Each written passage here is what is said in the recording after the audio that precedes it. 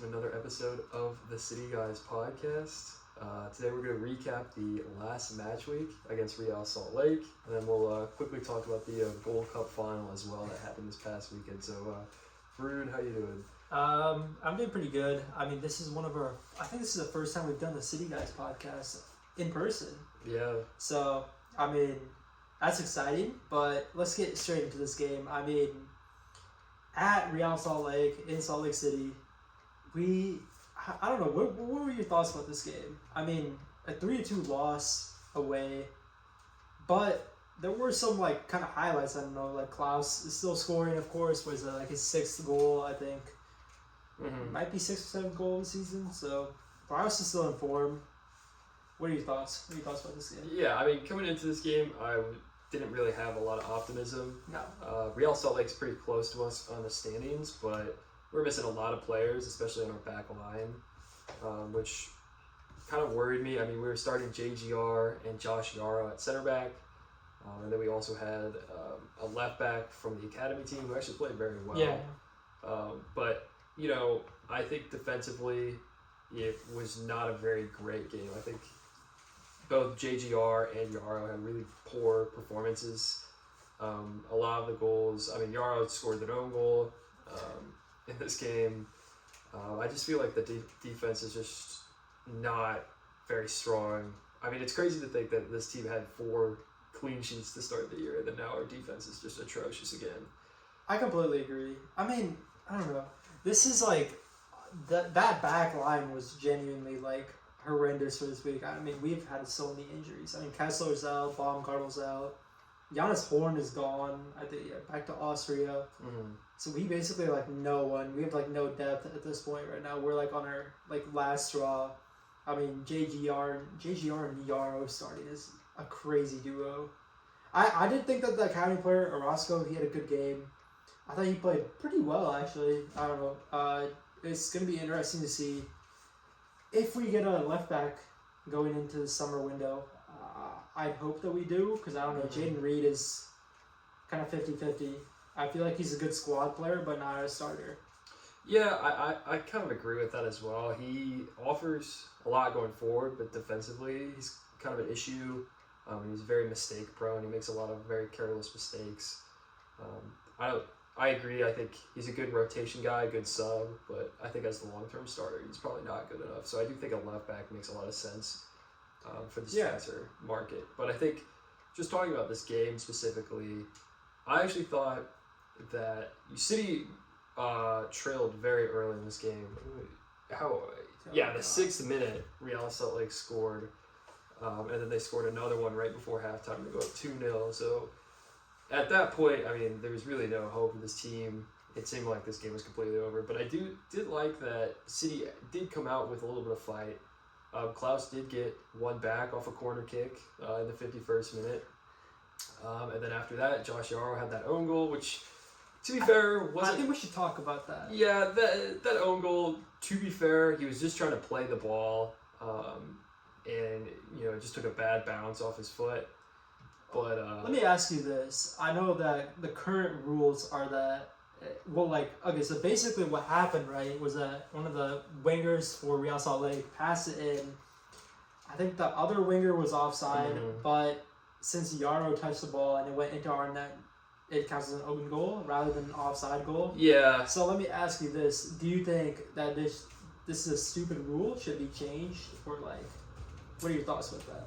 I mean, I can see both sides, but I think personally, I think it should be changed. I think because Yarrow in that situation, he doesn't know if the player's offside, and I guess you could say that that's the defender's job to know that awareness. But if the line judge doesn't call it, you have to assume that he's onside. I feel like as a defender, so he was just trying to play that ball.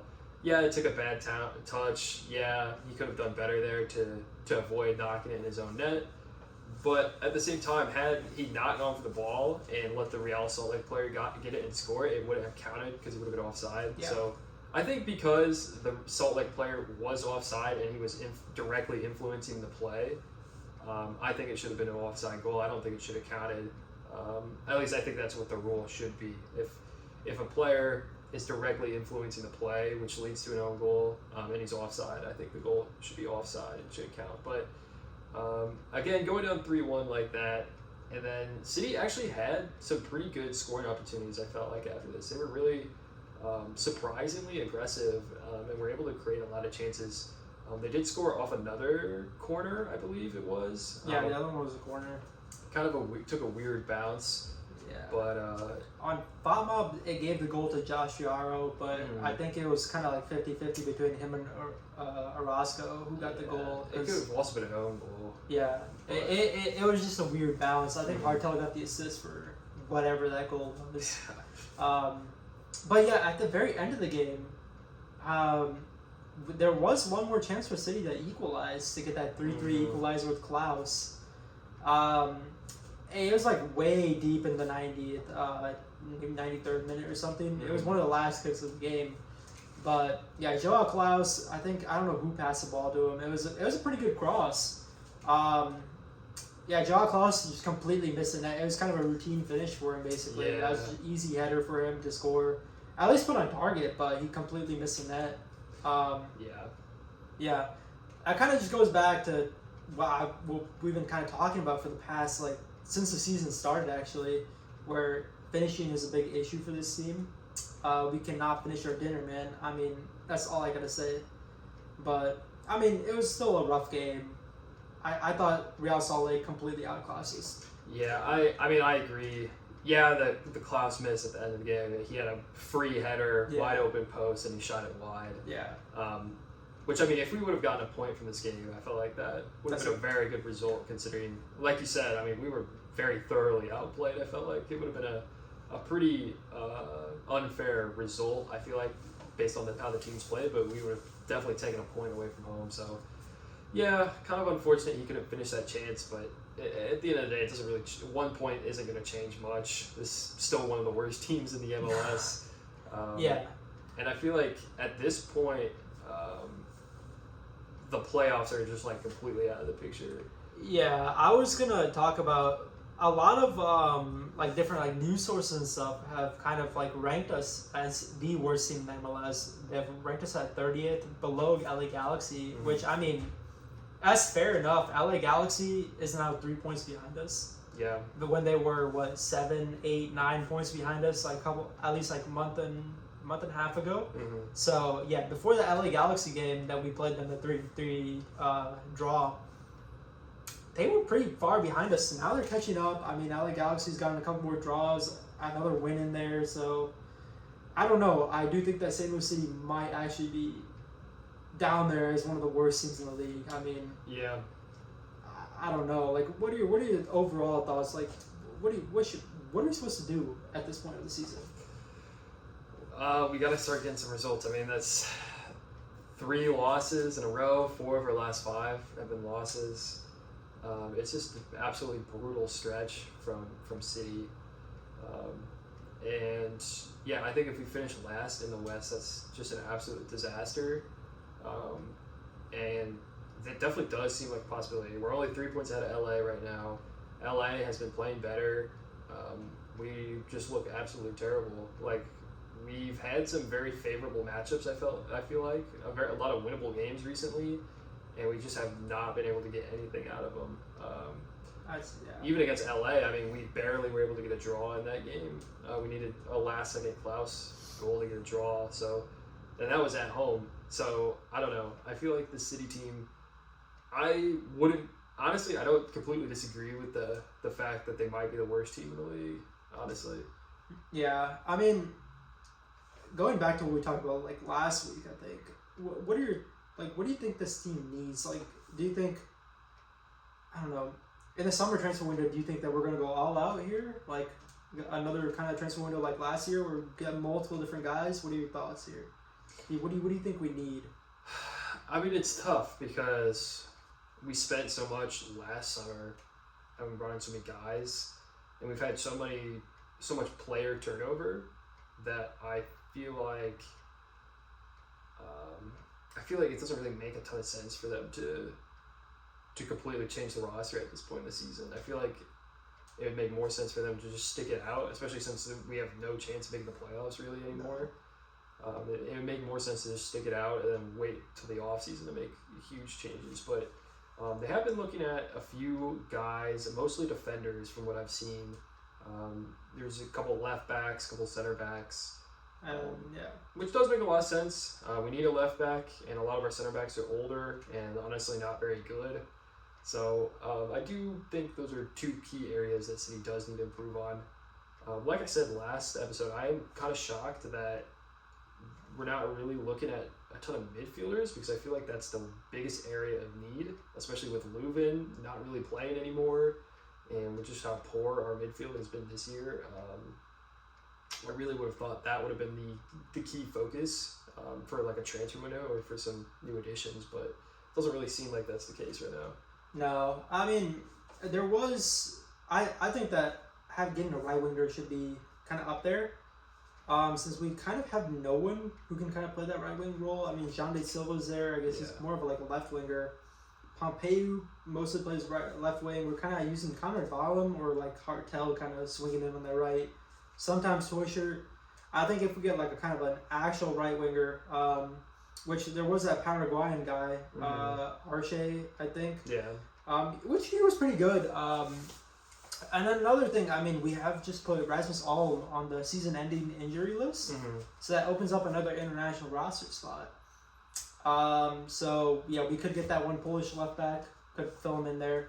We also do have a U22 spot open, so I think what I'm expecting from City in this transfer window is I think we are going to try to get a right winger.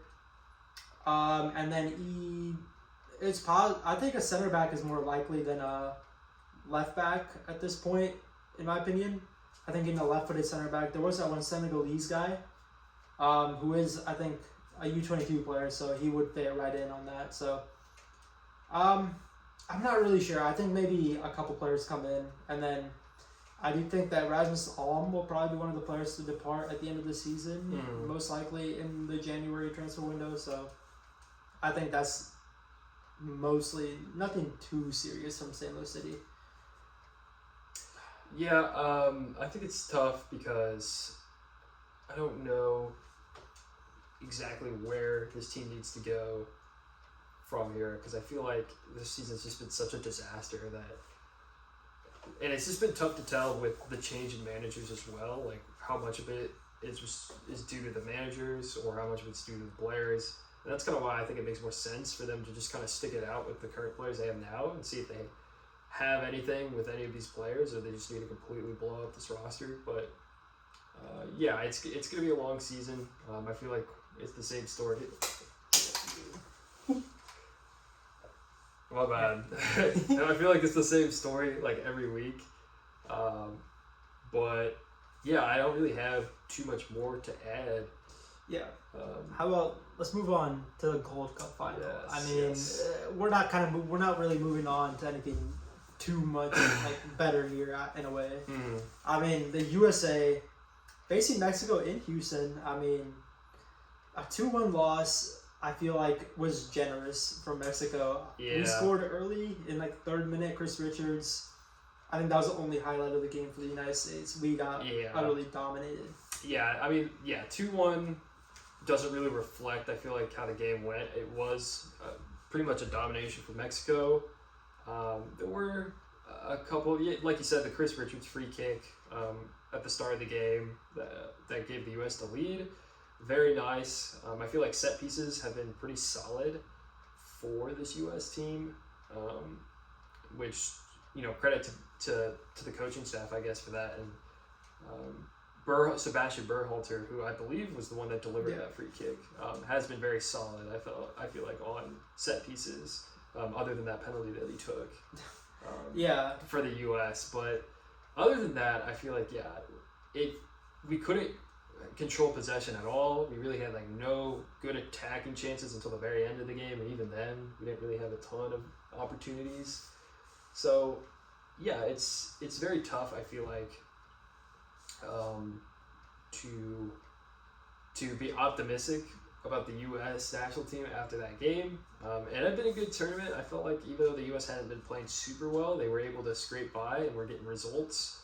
They were able to get by Costa Rica.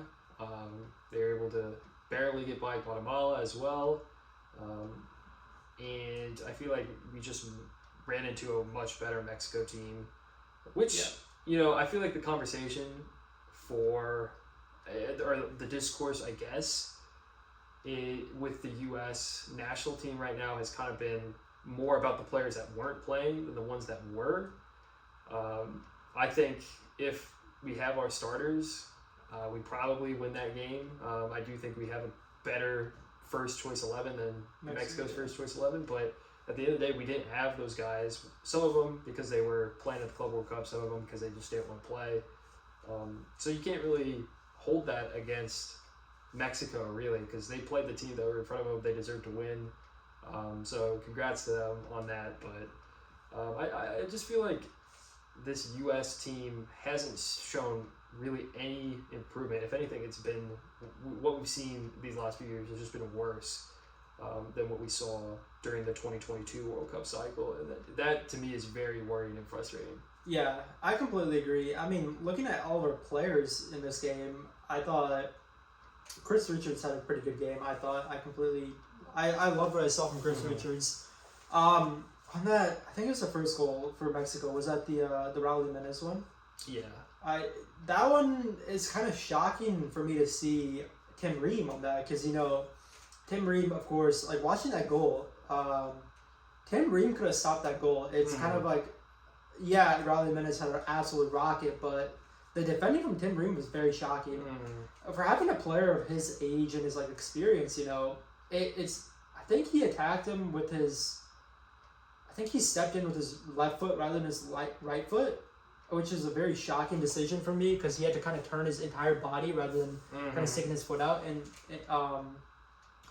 But I don't know, for having a player of that much experience, you'd think that'd be like kind of like a routine stop for Tim Ream.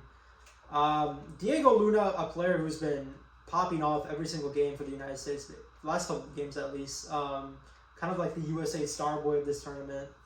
I thought he didn't have the best of games, and he kind of had Arvston kind of covering him on like that left flank.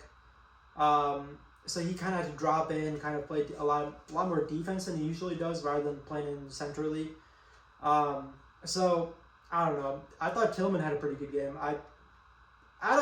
If I'm kind of coming out of this entire tournament, I'd say my standout players completely from this tournament would probably be Chris Richards, of course. Tyler Adams, is Tyler Adams. And then Malik Tillman. I think Malik Tillman, for what he had, he didn't really have a lot to do in this game. But for what he had, I liked what I saw from Malik Tillman. He kind of had those turns that were very dangerous in a way. He kind of turned in, and then he tried to find the last person. I don't know. Ajiman was pretty mid in this game. So, Malik Tillman really didn't have anything to work off of. But I really liked what I saw from Malik Tillman. I think Malik Tillman is making a case to kind of start on this World Cup team next year. But I really don't see any of these other guys making the team. I think this is just a backup team, Even I guess Matt Freese, I don't think really had that bad of a game. He wasn't really tested that much. No. I feel like both those goals that were scored on him, he couldn't really do anything about. Yeah, I kind of agree. I feel like outside of Luna, I feel like none of the MLS players that were called into the squad or the first time players really made that much of an impact, at least a positive impact, which was kind of to be expected. You didn't really expect any of them to be substantial players or key pieces, but at the end of the day, it's kind of worrying when it doesn't feel like the U.S. has a ton of depth outside of a few key players, which was kind of the opposite opinion I feel like that we had a couple years ago. It felt like the U.S. had a ton of depth, and it seems like when a lot of these guys get their chances, they're just not quality enough. But I still think really the biggest issue with this version of the national team and really with the national team in general has been at striker. It's just so inconsistent. Ajiman is completely terrible. I can't believe he started most of this Gold Cup. He was horrific. There wasn't a ton of great options on this Gold Cup roster, but I mean, even going to Brian White, who's a little bit more proven than Ajiman, or Damian Downs, who's plays in the Bundesliga, plays against harder competition. He didn't really play much in this. Yeah, I think for me that's very shocking from Pochettino. And I feel like if I had to criticize Pochettino, I feel like he was a little bit stubborn with these lineups.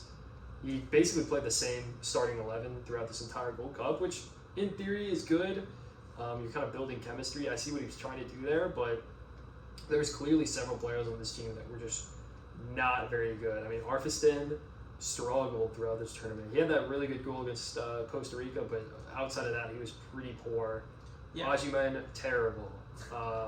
There was a few other players. Sebastian Berhalter played with a lot of energy, but he didn't really have too much quality. Yeah. There was just so many players I felt like. Even Matt Freese, he had the heroics in the penalty shootout against Costa Rica, but I mean, he was pretty poor throughout this tournament. Yeah. Especially in the group stage. I mean, the goal against Haiti was one of the worst goals I've ever seen. Even in the game against Costa Rica, he wasn't super great up until that penalty shootout. No. So for me, I feel like a lot of these guys that really got a huge chance to prove themselves didn't really take or didn't make most of their opportunity outside of, like you said, Diego Luna, who was kind of the star man, even though he completely ghosted in the final.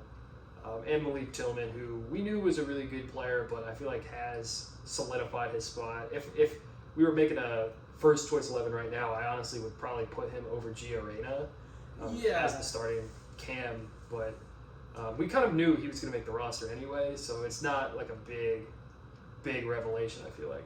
Yeah, I mean, going into this tournament, I don't understand why Gio Reyna was not part of this squad. I mean, he's not playing at all for the Club World Cup. I mean, he didn't really play. I mean, yeah, he basically really, of course, I mean, he was with Dortmund, of course, in the Club World Cup, but he barely played for like 5 minutes, I think. Yeah. So, I'm not really sure how that really works with the Club World Cup. I don't know if you can take part in the tournament, but I don't think so. I don't think players are allowed to opt out of the Club World okay. Cup, but yeah, I think if we just want to talk about Gio Reyna, I kind of feel like Gio Reyna is better than most of these guys who are currently. I mean, he doesn't play at all for his club team, of course, but it is still Gio Reyna.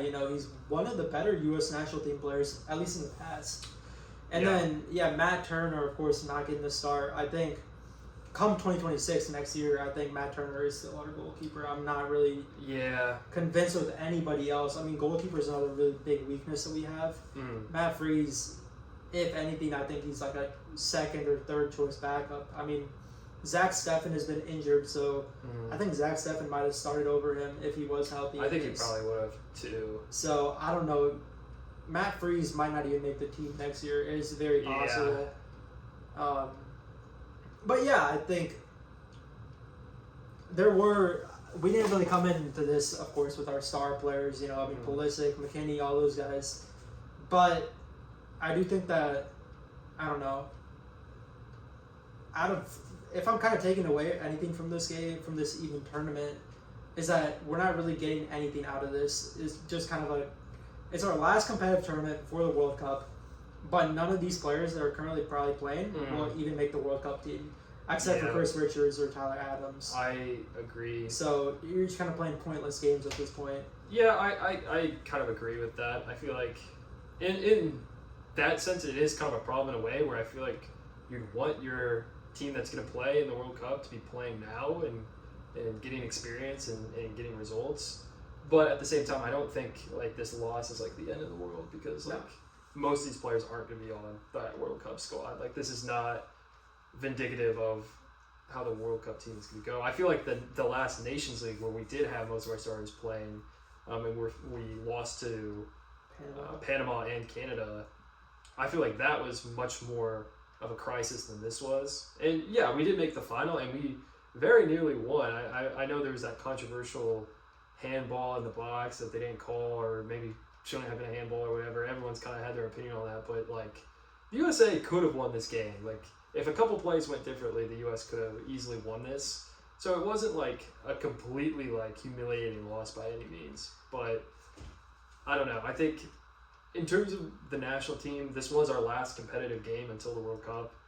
I do not feel confident after this that this U.S. team is going to do well or even go super far, which it's kind of disappointing because I feel Yeah, like after the last World Cup, the optimism was super high for this team. Yeah, I mean, we competed against the Dutch in the last World Cup. We drew against England. Yeah. We made out the group.